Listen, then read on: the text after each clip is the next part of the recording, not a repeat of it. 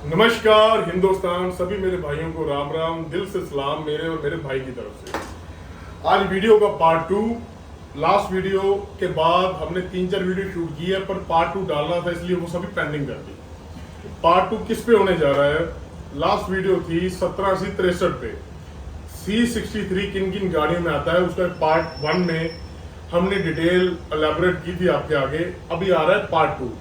एक हमारी गाड़ी पेंडिंग रह गई थी। इस गाड़ी के लिए मैं एक सेपरेट वीडियो बनाना चाहता था। मैंने और मेरे भाई अभिनव ने एक बात शेयर की कि वो गाड़ी इतनी टफ है जिसपे बहुत आदमी पजल होते हैं, कंफ्यूज होते हैं, काम नहीं होता, छोड़ देते हैं। गाड़ी कंपनी जाती है, कंपनी में उसकी होल किट चेंज होती है, पूरी किट। तो मैंने वो गाड़ी के लिए एक सेपरेट वीडियो सोची और आज हम इकट्ठे हुए हैं कि उस गाड़ी के लिए वीडियो बनाने में। वो गाड़ी कौन सी है? गाड़ी है हमारी XUV 500, XUV 500 push button start. हम अग्निशन की बात नहीं करेंगे। अग्निशन और स्मार्ट दोनों में बहुत अंतर है काम करने में। XUV 500 ये जो वीडियो है इस पे मैं काम नहीं करके दिखाऊंगा, उसके बिना भी आपको इतनी नॉलेज इसमें ग्रैब होगी अगर आप ये पूरी वीडियो एंड तक देखोगे। ठीक है जी। उससे पहले कुछ बातें आपके लिए जरूरी है। जैसे आपको पता है कि मैं सिर्फ एक्सट्रूड में डील करता हूँ। एक्सट्रूड के अलावा हम और किसी भी स्कैनर या प्रोग्रामर में डील नहीं करते, मैं और मेरी टीम। ठीक है। एक मेरे टीम मेंबर ने भी कैमरा भी पकड़ा हुआ है, वो दूसरी वीडियो में आपके सामने आएगा।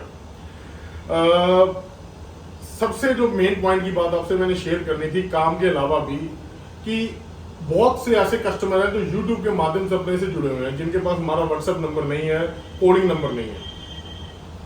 व्हाट्सएप नंबर ना होने के 2-3 मुझे ऐसे फायदे हैं जो आपके लिए, कि जिसमें सबसे पहला फायदा ये है कि बहुत कस्टमर ऐसे हैं जिनका नया डिवाइस लेने का बजट नहीं होता और मेरे साथ कस्टमर जुड़े हुए हैं, वो अपने आप को हमेशा अपग्रेड करते रहते हैं। जो PS वाला है, जिसने 2020 में मुझसे आते टाइम में PS लिया, उसने आज S6 लाइट लिया है। जिसने S6 लाइट 2021 और 22 में लिया, उसने आज S6 प्रो लिया हुआ है। वैसे ही पैड 1 का है, पैड 1 वाले ने पैड 2 लिया। जैसे अभी की बात कर रहा हूं मैं, इसने पैड 1 भी लिया मुझसे, पैड 2 भी लिया, पैड इलाइट भी लिया, और ये सभी 2-3 बार लिए कि इतना काम है इनके पास। तो ये ऐसे ही कस्टमर की चेन जुड़ी हुई है कि जो पुराना डिवाइस है वो उसी हिसाब से अपने को दे जाते हैं और वो हम उसी की आइडेंटिटी पे दोबारा रजिस्टर कर देते हैं, जैसे माहौल मार्केट में चल रहा है। ऐसा नहीं है कि इधर से उठाया उधर दे दिया।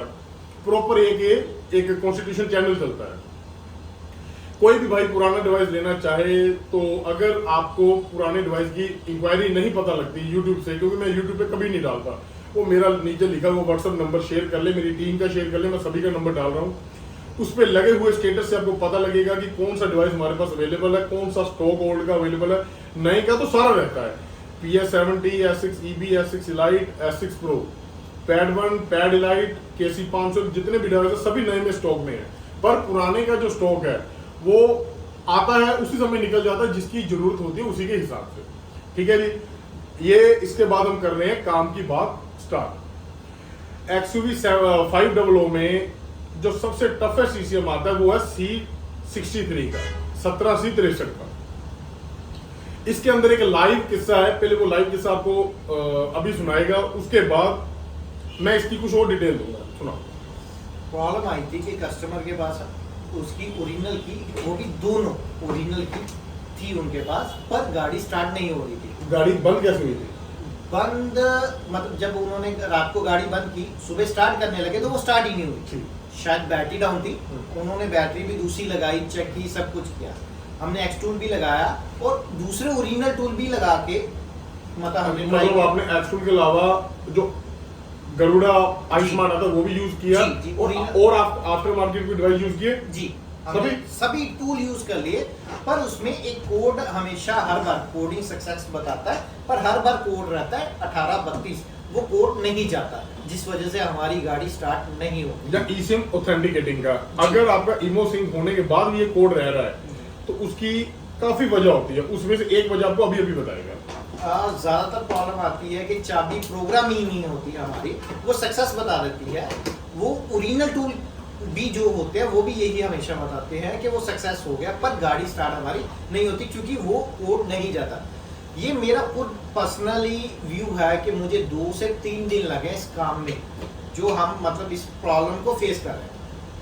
और जो हमने फिर भाई को बताया, भाई ने हमारे ने प्रॉब्लम सॉल्व की है, वो आगे भाई बताएंगे। एक चेन चलती है XUV 500 में, बेसिक से आपसे आगे एक नंबर से शुरू कर रहा हूँ। MBFM Mahindra body functional module, ECU, antenna कहाँ होता है, जहां पे इसका ग्लास होल्डर होता है, जहां पे हम गिलास रखते हैं, वहां के इसके नीचे एक अंटीना कॉइल होती है जो इसकी चाबी की फ्रीक्वेंसी कैच करती है। अगर उसके अंदर बैटरी नहीं है तो वहां पे रखोगे, बैटरी है तो गाड़ी के ऊपर 3-4 एंटीने होते हैं, छत पे, बाहर, इसकी गियर बॉक्स के पास, हाँ, तो वो कैच कर लेते हैं, तभी स्मार्ट फंक्शन काम चलता है। इसमें से किसी भी मॉड्यूल में कोई दिक्कत होगी तो काम नहीं होगा।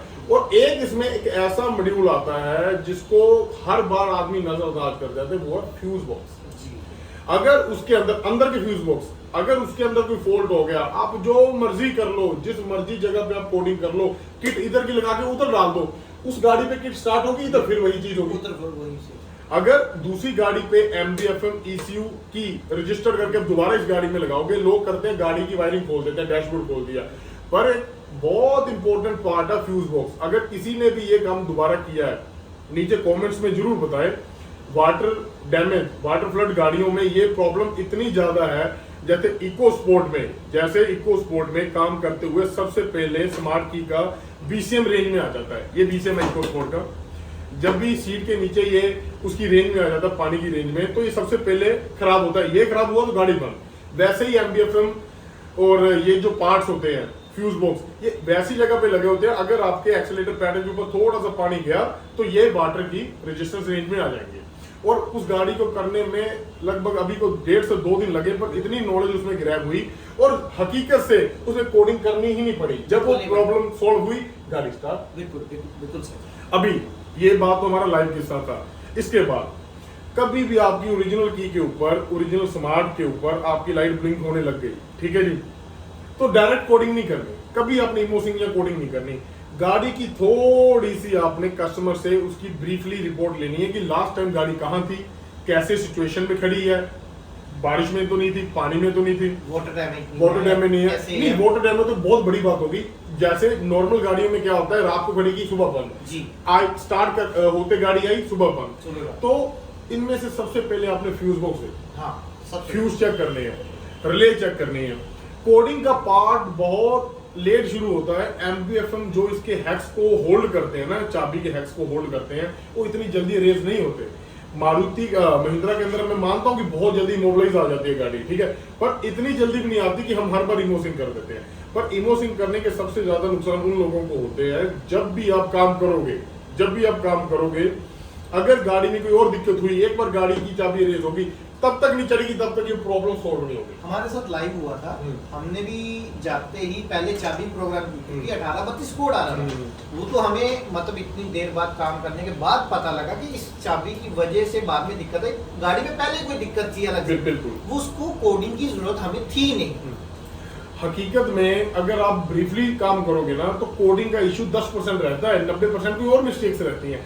कैसे उसके हैक्स रेज हो जाएंगे? अगर ज्यादा बार गाड़ी के, ये मैं मान सकता हूँ कि गाड़ी की बैटरी वो ड्रेन है, तो ज्यादा बार कस्टमर ने पुश बटन दबाता रहा तो वो इमोबलाइज होगी। अगर बैटरी भी उसकी क्रैंक प्रॉपर कर रही है तो इमोबलाइज कैसे हो जाएगी? अभी 2020 के बाद BS6 इंजन में गाड़ी इमोबलाइज ही नहीं होती, चाहे आप उसकी डीजल की टंकी को जो मर्जी कर दो, 10 बार नहीं 100 बार उसकी सेल्फ लगा दो, उसका इमोबलाइजर का प्लग निकाल दो, उसकी जगह पे दूसरा इमोबलाइज होगी ही नहीं, बिल्कुल नहीं होगी। क्योंकि ये चीजें मैंने 2020 में आते ही इसके ऊपर मैंने नॉलेज देख ली थी अपनी कि इसमें महिंद्रा ने क्या चीज शेयर की है, ठीक है।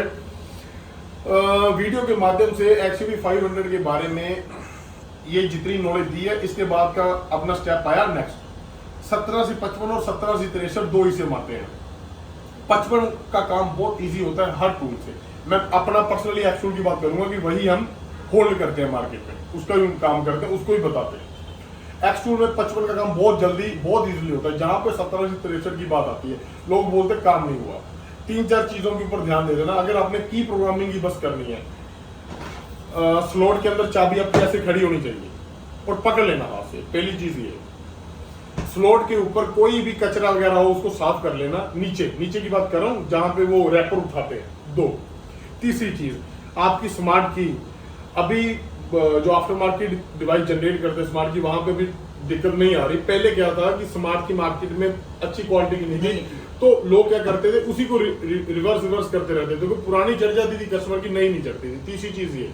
चौथी चीज, कभी भी आपने काम करना है, कभी भी आपने इस एक्सयूवी का काम करना है, लॉस केस की बात कर रहा हूँ, तो आपको मीटर ऑन नहीं करना पड़ेगा। उन लोगों के लिए जिनको पता है, उनको तो मैं बता ही नहीं रहा। तो मेरा भाई कोई भी कमेंट है ये ना बोले कि ये तो बहुत कॉमन बात है, क्योंकि मैं बेसिक से बात कर रहा हूँ। अगर मेरे साथ किसी ने कंपटीशन कर रहा है नॉलेज का, तो वो जब मर्जी डिबेट कर ले, पर मेरे लिए पहले नंबर का आदमी और 100 नंबर का आदमी दोनों बराबर है।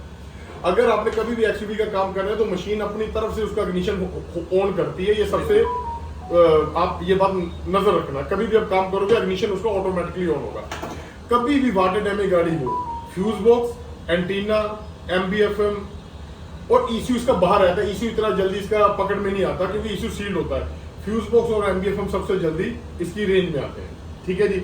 नेक्स्ट, सबसे जरूरी, जब भी आप एक्सयूवी का काम करने जाओ, तो अगर आप की प्रोग्रामिंग वाले हो, चाबी वाले हो, तो आप अपने साथ जरूर एक टेक्नीशियन लेके जाओ, क्योंकि वो आपकी एक प्रॉपर हेल्प करेगा, प्रॉपर बताएगा। क्योंकि कहाँ पे आपकी नॉलेज, कहाँ पे आपकी वो चीज है, वो आपको पता है, पर जो इलेक्ट्रिशियन है उसको अपनी नॉलेज का पता है। वो फ्यूज, ये चीजें को आपसे बेहतर जानता है। मैं की प्रोग्रामिंग वाले भाइयों की बात कर रहा हूँ, जो सिर्फ चाबी का काम करते हैं, क्योंकि हर आदमी पे अपना, जब इलेक्ट्रिशियन आपको बुलाते हैं, तो आपको भी इलेक्ट्रिशियन को बुलाना चाहिए, कि संबंध दोनों तरफ से रहने चाहिए। ठीक है जी।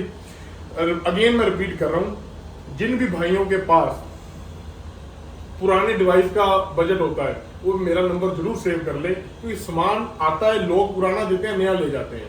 तो यूट्यूब पे मैं नहीं डाल पाता, तो सभी जिनको भी ये चीजों के बारे में अपडेट रहना चाहिए, और मैं बहुत एक्चुअल फॉर्म वगैरह भी डालता हूँ, एक्चुअल की पिक्चर्स, एक्चुअल के फॉर्म, वो भी नॉलेज वाले हैं। तो आप नंबर सेव कर लेना और हाई मैसेज कर लेना। और आप नंबर सेव करोगे तो मैं आपका सेव करूंगा, तभी आप स्टेटस देख पाओगे। ठीक है, ये एक पॉइंट है। तो अगर आप अपने डीलर से सेटिस्फाइड हो, आपको वो चीजों प्रॉपर मिल रही है, तो कोई भी दिक्कत नहीं है। उन लोगों, उन भाइयों के लिए है जिन भाइयों को इन चीजों की जरूरत है, जैसे ओल्ड डिवाइसेस की, एक्स2 के बारे में क्या अपडेट्स आ रहे हैं, फॉर्म्स की। ठीक है जी। मिलते हैं नेक्स्ट वीडियो के साथ। अपना 17 से 63 का चैप्टर फिनिश। जय हिंद। ले भाई।